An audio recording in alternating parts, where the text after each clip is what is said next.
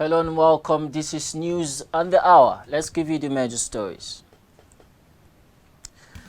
Northern Youth Council of Nigeria visits Primate Ndukoba, showers encomium on him.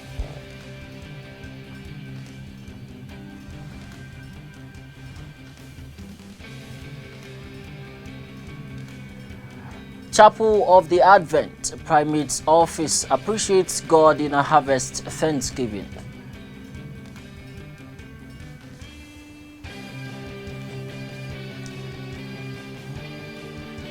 Plus, Anglican clergymen react to the disbandment of the Special Anti-Robbery Squad, SAS.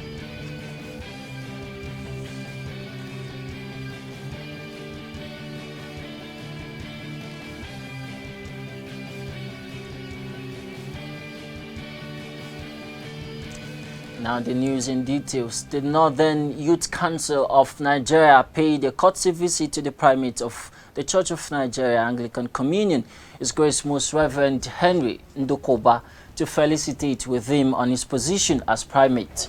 A meeting held in attendance with the executive members of the Council, the General Secretary of the Church of Nigeria, the PA to the Primate, the Director of Communications for the Church of Nigeria, amongst others. In his welcome speech, the Primate welcomed the group to the National Secretariat of the Church of Nigeria, appreciating the Nigerian Northern Youth Council, saying the visit and honor vested on him by the group is accounted to restore and recognize the ancient landmark, appreciating them on behalf of the Church and promised to stand by the youths. The Primate further urged the youths to be involved in the politics, thereby taking up the leadership of the nation. I believe that what you are doing is like restoring or recognizing and bringing back the ancient landmarks. What do I mean? Before, people are not measured by the money they control. People are measured by the quality of their helpfulness to others. We promise to stand by the youth. We promise to work with the youth. We promise to speak for the youth, so long as God gives us the opportunity. Another thing I want to urge you is that you are not only leaders of tomorrow, you are the leaders of today. Please be involved in politics in the right way, not as thugs, not as those who will be fighting for those who think that power belongs to them. The scripture says, once it was spoken, twice I have heard, excellency of power belongs to God. Power belongs to God, not to any man, not to any class. And so we have great hope that the youth of this nation must be involved in politics and leadership, and by the grace of God, take on the leadership of this nation. Speaking after the meeting, which featured showering of encomium on the Primate, presentation of award by the group, the coordinator of the group had this to say about their visit. Yeah, the reason why we are here today is to actually come to eulogize with the man of God, and also to present to him Sadona Platinum Leadership Award as Garkuwa Mutasanariwan, Nigeria. Now in Gwagwalada Diocese, Bishop Moses Tabwaye of Gwagwalada Diocese has charged a newly confirmed candidates and the women enrolled into Mothers Union Women's Guild to make appropriate, wise and best use of their time, for time waits for no one. He issued this charge at the service of confirmation, admission into Mothers Union and Women's Guild held at St. Matthew's Anglican Church, Abaji, Abuja. In his sermon titled Redeeming the Time, Bishop Tabwaye defined the topic as making the most of every opportunity to possess what belongs to one and making the best use of one's time, for time waits for no one and the days are evil. He called on the candidates to make use of their time to the fullest possible advantage to win souls and to avoid harmful habits like drunkenness. He asked them to be disciplined, invest in kingdom matters, and live as if today is their last. Bishop Tabuai expressed satisfaction over the performance of the candidates and appreciated the vicar, Venerable Kenneth Ikide, and wife for the great work done in the space of 2 months, both on infrastructural development and capacity building. 21 candidates received the sacrament of confirmation by laying on of hands and anointing with the oil of chrism by the bishop. 11 were enrolled into Women's Guild and 1 into Mothers Union. The Chapel of the Advent Primate's Office during the weekend held its 2020 Thanksgiving service with the theme, God, the Source of All Good. This service was a service of harvest. ACNN News correspondent Caroline Asumbe has the details of this story.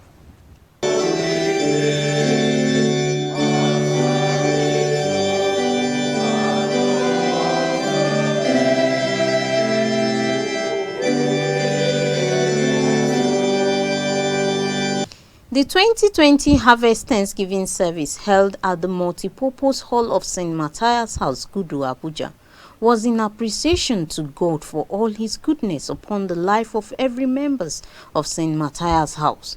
In his sermon, the Diocesan Director of Mission and Evangelism, Venerable Oliver Ofebu, who spoke on the topic Faith for Giving, said, "Without faith, it is impossible to please God," adding that faith must be attached to every giving, which is a means of attracting blessings from God. It is a test. You know, when you have an exam, when you're giving a child the exam, he doesn't smile. How many of us, even to PhD level, you like taking exam or test? You have taken PhD 2 times, 3 times, and they say there's an exam. You wish that it will be cancelled. But after the exam, and when the result comes out, and you have made it and you are promoted, you become happy. But there can never be a due promotion without the exam. So whenever it is always a test, when God is telling you to give, he has a plan. In his remark, the Primates, Church of Nigeria Anglican Communion and Bishop of Abuja Diocese, His Grace the Most Reverend Henry Ndukuba, appreciated all for their generous giving to God, saying God loves a cheerful giver. This year I'm experiencing many feasts, and this is one of those feasts. The first St. Matthias Chapel Harvest, which we have been part of. Indeed, I want to, on behalf of myself and Mommy, to thank every one of you for making time to come and for participating and contributing to the work of God. You have done it for God, and this God will do wondrous things for you and your household in the name of Jesus Christ. This year's Chapel Harvest Thanksgiving was the first to be attended by the Primate Church of Nigeria Anglican Communion, His Grace the Most Reverend Henry Ndukuba.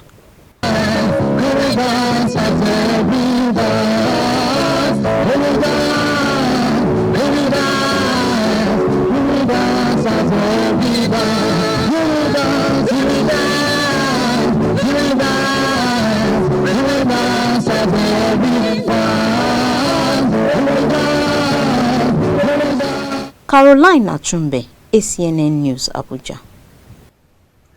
Moving on to some conventional matters, some Anglican priests have reacted to the dissolution of Federal Special Anti-Robbery Squad, FSAS. Recall that the Inspector General of Police, Mohammed Adamu, in a press conference, dissolved the infamous subunit of the force after a widespread protest by Nigerian youths all over the country.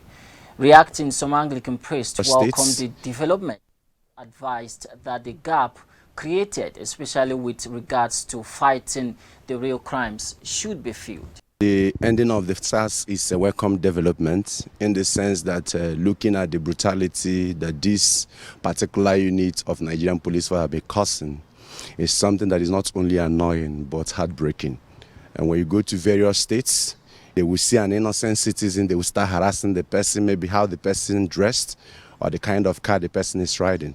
And apart from that, you see before now the kind of killings they are just doing, innocent killing, taking laws into their hands by which they have to protect the law.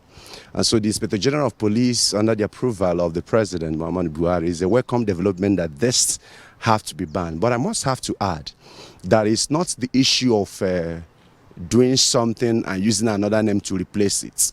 When they are banning that SARS, they should try as much as possible not to bring it back with another name, what I might call governmental baptismal name, no. But they should ban it and also find out the people that have killed it, because those people that have lost their loved ones will be crying out for justice. So in as much as we commend the Nigerian police and the federal government for that, but we also want them to go a step further to see that those people that committed those killings, those officers are brought to book so that the people, their relations of the deceased people will now have a cause to rejoice and to see that justice has been done. The first thing is to note that insecurity is on the increase globally. And in Nigeria, we are not left out.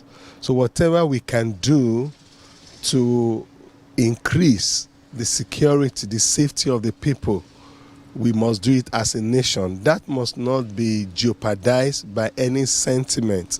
That being said, the presidential announcement about SARS, dissolving SARS, comes as a reaction to the protest of the people. I believe that leadership should not only be reactionary, we should be visionary. If we are dissolving SARS, what are we putting in place to play the role that SARS is playing effectively? So it's important for us to, while thinking or celebrating the cancellation and dissolvement of SARS, we should be asking ourselves the role that the good members of SARS are playing, who now plays it. It's important for us to, there must be, a gap has been created security-wise, no doubt about that. And that's not to exonerate SARS or to say they are good. I've not really had any dealing with them, but I've had a lot about them. So there must be a reason why the people are reacting.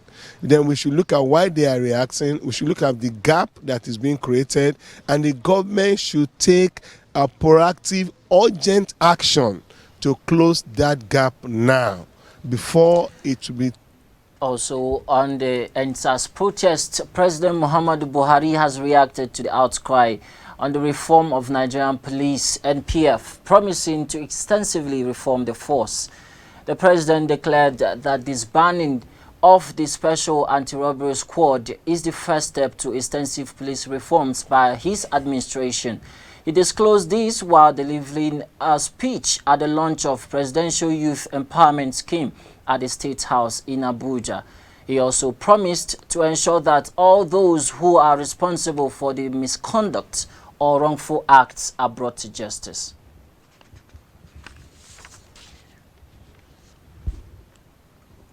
You're watching the news on the hour on ACNNTV, and still to come on the issue of the new electricity tariff. Federal government extends suspension by 1 week. That story will come your way after this break. Please stay tuned. I wouldn't want to say we're in a state of anarchy as it is, because no one is sure of his life walking on the streets anywhere today in the Federal Republic of Nigeria. But in the words of national security, I think we are in a state of emergency. Nobody will say that what is happening in the country is that. Anybody that says that is very, very economical with the truth. Once a law is made in any nation, nobody is above the law. If a church has a business entity, the church should pay their own taxation on whatever business they have that they are making money. Election is not war. Soldiers must not be mobilized for election. Election is a civil affair, and I'm saying that to the federal government. Police has a primary responsibility in protecting the balloting process.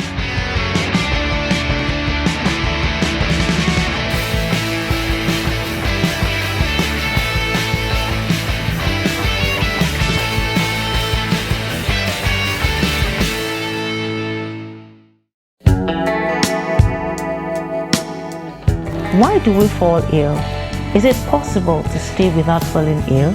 Is God interested in our health? Can we get access to cheaper health anywhere? Do you want tips on how to stay healthy? Health Watch, a program to educate you viewers on how to take care of your bodies and deal with different health-related issues.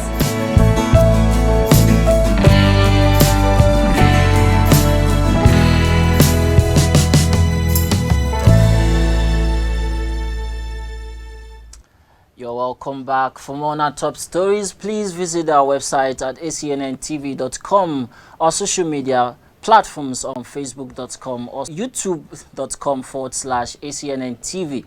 To be up to date with our news and other programs, download the VM Africa app from Android and iOS stores.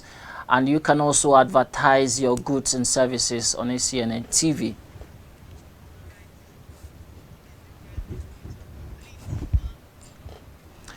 The federal government has extended the suspension of the new electricity tariff by 1 week. Professor James Momo, Chairman, Nigerian Electricity Regulatory Commission, NERC, said this when the Ad hoc Technical Committee on Electricity Tariff submitted its interim report at a reconvened bilateral meeting between federal government and organized labor in Abuja.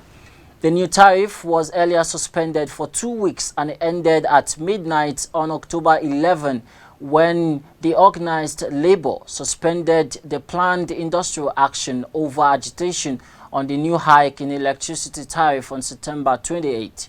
It would also be recalled that the committee, which was chaired by Mr. Festus Keyamo, Minister of State for Labor, is to examine the justifications for the new policy in view of the need for the validation of the basis for the new cost-reflective tariff. It was also agreed that while the committee carries the justification, the electricity tariff should be reduced for 2 weeks. Momo, while speaking, said the 1 week extension of the new tariff was to enable the committee to review and work out modalities for the implementation of the agreement reached on the electricity tariff structure.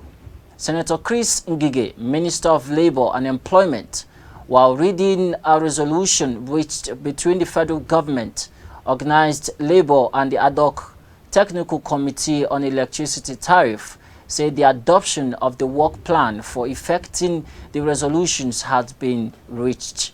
Ngige said the resolutions adopted would be implemented by all stakeholders within the week by Sunday, October 18. The re-elected Ondo State Governor Oluwarotimi Akeredolu has put the people at the center of his victory in Saturday's election. He described the election as a statement of the people's assessment of his performance in the last 3.5 years. The governor promised to rededicate himself to the challenges facing the state, saying the people have no reason to be poor. Residents of his hometown, Owo, trooped out to his residence with drums and bands to celebrate the victory. The governor and the deputy governor-elect, Lucky Aiyedatiwa, rode in an open vehicle through the streets of the town to admiration of the people, old and young, who trooped out in celebration. Speaking at his residence after his victory was confirmed by the INEC, the All Progressive Congress candidate said of his victory, "It is unequivocal, direct, inspiring, and soul-lifting. It is awesome. It is a reward for hard work, dedication, focus, honesty, and patriotism. It is also a challenge to us for rededication to service in the interest of our people. On this, we shall not relent." Akeredolu congratulated his main rival, People's Democratic Party candidate Eyitayo Jegede, for participating in the election, adding that his patriotism was not in doubt. He described Jegede's love for the people as unassailable. He commended INEC for conducting a free, fair, and credible election. The faith community in New York is fighting back against Governor Andrew Cuomo for his continued effort to restrict religious services during the coronavirus pandemic, despite a federal judge telling him not to. The Thomas More Society filed an emergency amendment complaint and motion for temporary restraining order in the U.S. District Court for the Northern District of New York on behalf of the 2 Catholic priests, 2 Catholic school students, and 4 Orthodox Jewish individuals. This comes after Cuomo issued a warning on October 5 that the state could shut down religious institutions that are not adhering to the restrictions on mass gatherings during the pandemic. The governor asserts that his measures aim to prevent the spread of COVID-19 while at the same time he permits mass protests. Senior U.S. District Judge Gary Sharp advised Cuomo and New York City Mayor Bill de Blasio in June that they cannot limit worship centers to prevent the spread of COVID-19 while condoning mass protests. The Thomas More Society, who has been fighting against New York's anti-religious restrictions from the start, revealed in their latest complaint that Governor Cuomo is discriminating against religious gatherings, referencing them as a cause for his new conditions. The police in Britain said they had arrested 31 suspected online child abusers, seized more than 300 phones, laptops and other items during the recent week-long operation. Officers from a unit dedicated to tackling online child sexual abuse and exploitation, which now features around 200 specialist officers, executed 91 search warrants during the operation across the British capital. The raids by London's Metropolitan Police took place between September 28 and October 3, with 100 children protected as a result. The force added it is now examining tens of thousands of child abuse and exploitation images on phones, tablets and laptops as part of their investigations. Detective Superintendent Helen Flanagan of the Met's Central Specialist Crime Team said the operation was an example of the force's commitment to policing the problem.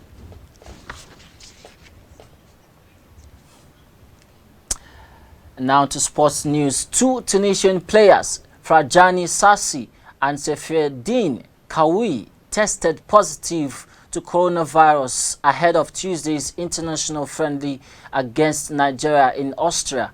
The tests were carried out after their match against Sudan last Friday, according to a tweet from tunisifoot.com on Sunday.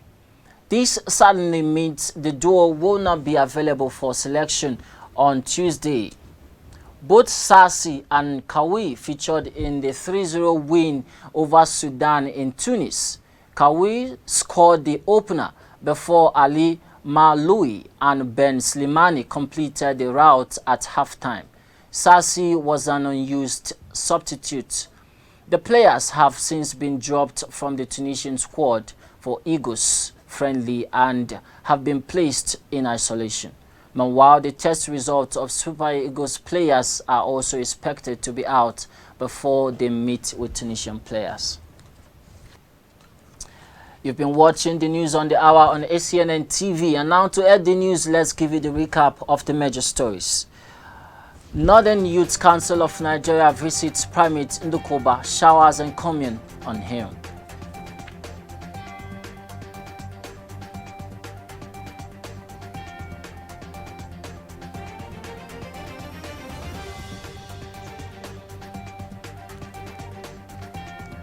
Chapel of the Advent Primate's Office appreciates God in a harvest Thanksgiving.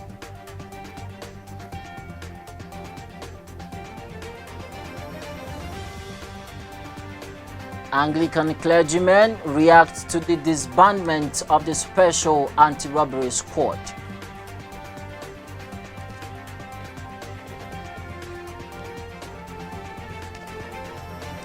That's the size of the news on the hour. We want to thank you for watching. I am Charles Philip Powakalam. Bye-bye.